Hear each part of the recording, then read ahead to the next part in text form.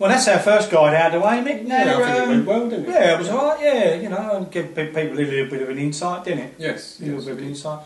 So I suppose now we want to, you know, touch on something that's a bit controversial, but we are in the best place to actually talk about it. Well, yeah, we're talking about immigrants now, and I think we are as good as anybody to talk about immigrants because we're both immigrants, aren't we, Keith? We are, you know, I'm a bit longer than you, but I think we can speak a bit of authority on the subject. Yes. You know? And we're not bringing race into any of this, are we? Yes, because that's the problem you have. You start talking about immigrants, it immediately makes you a racist. That's right. Our comments are about immigrants from immigrants. That's right. I mean, what's the first thing we did when we emigrated to Australia? We assimilated into the culture.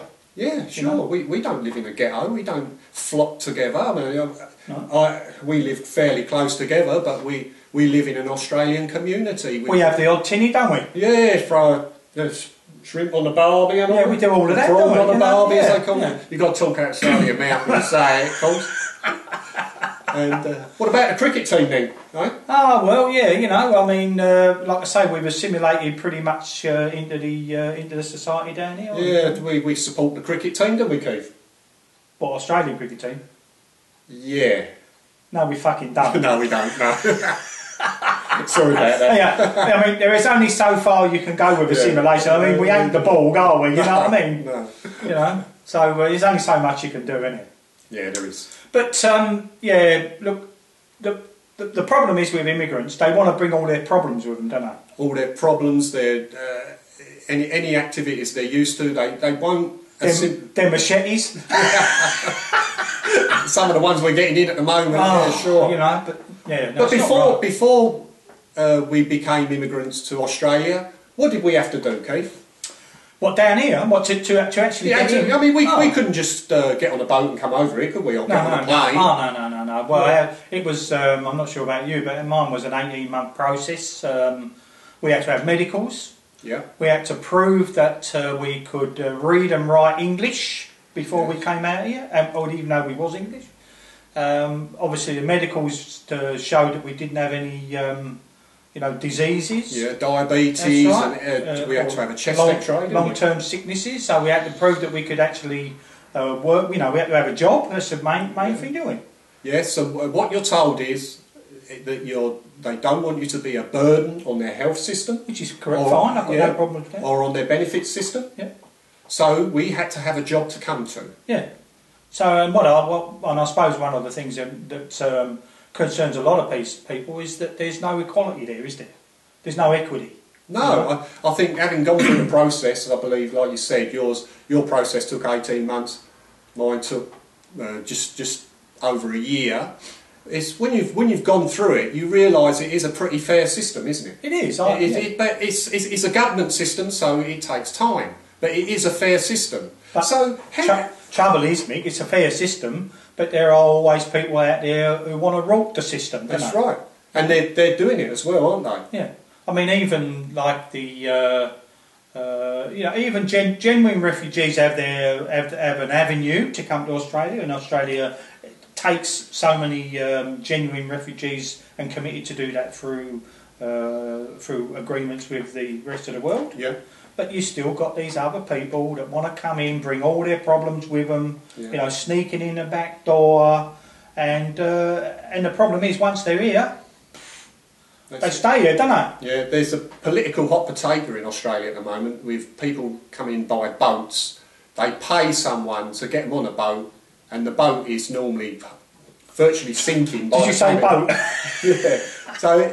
So they cram a load of people on here. So people pay a lot of money to come to Australia, and then they're called refugees. Well, was I a refugee? Was you a refugee? No. You paid your way to come here, didn't you? I did. Yes, yeah.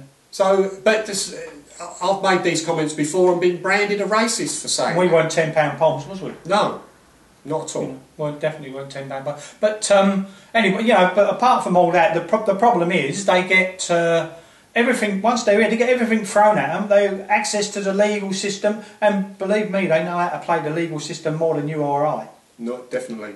It's as though they've been schooled in how to play. Oh, and I'll guarantee that they're taught. It's probably a university course, you know, in the country where they come from. You know, Yeah, right? yeah. It's got to be. And I'll tell you, the people I feel sorry, or the industry I feel sorry for.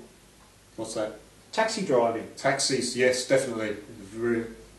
So they head to the taxi industry straight away, don't they? They flock to it, and the trouble is that the taxi industry's now got down to the lowest common denominator. Yeah, you know, you get into a cab now and they ask you where you know, have I got to turn left or right here? And they can't speak English, so I mean it's really bad in Melbourne and Sydney, Yeah. and we're starting to see it now in Hobart. Have they done the knowledge? No. Don't have to go 3 years on a moped around a place, don't you actually learn the streets then? Well, when I first come to Tasmania, I left Keith's house to go back to my hotel, and the cab driver that came to pick us up was a New Zealander. And the first words out of his mouth was, when I told him the destination, he said, "Well, where's that then?" Now, at least he could speak in English when he asked me where it was. I said, "I've only been in the state a couple of hours, mate." What's even worse is, you know, you've got people that are in the nursing and doctor professions who can't speak English. You know, that is tragic. And I'm sure our British viewers will identify with that. Look, this is not a race issue. You know, it is not a race issue. And like you said earlier, you made your comments earlier.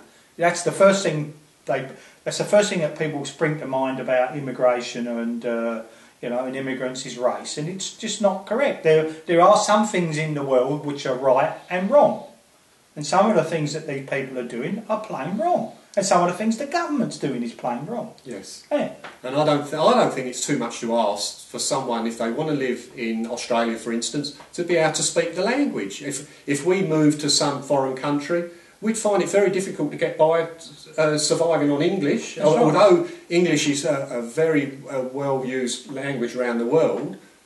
Say France, for instance, we couldn't live in France without learning the language, No, you know, that's right. realistically. But I mean, any new immigrants to the UK now got to learn pikey anyway, haven't they? Yeah, we've touched on that. Yeah, this love affair we've got. Well, you've got to learn how to talk like one, don't you, bro? Got to talk like Javi much, mate. Yeah.